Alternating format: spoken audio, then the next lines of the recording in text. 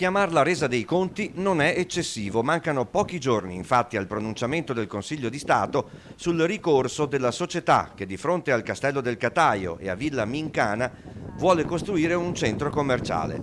Sull'area la soprintendenza ha posto il vincolo di inedificabilità nel dicembre 2017 e un primo ricorso al TAR del Veneto della società costruttrice è stato respinto.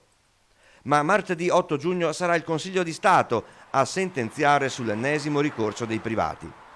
Tornano a mobilitarsi di nuovo 8 tra comitati popolari, associazioni ambientaliste e del paesaggio, del commercio e dell'agricoltura nazionali e locali, più il privato veneto, proprietario del castello. È una buona partenza perché abbiamo dalla nostra la sentenza del TAR che ha respinto totalmente le pretese del privato, sia dal punto di vista della legittimità, che è la cosa principale, sia anche dal punto di vista delle presunte irregolarità nelle procedure.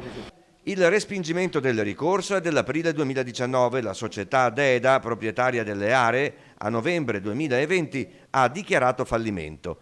Forse un segno dei tempi nei quali conviene investire in una economia sostenibile. Facciamo parte dei colli e vedere 300.000 metri cubi di cemento armato a 600-700 metri da qui e possiamo immaginare cosa possiamo vedere alto 15 metri, credo che sia una cosa fatiscente che non ha risposte. Di che tipo di economia hanno bisogno i colli Euganei, i Cervellin quindi?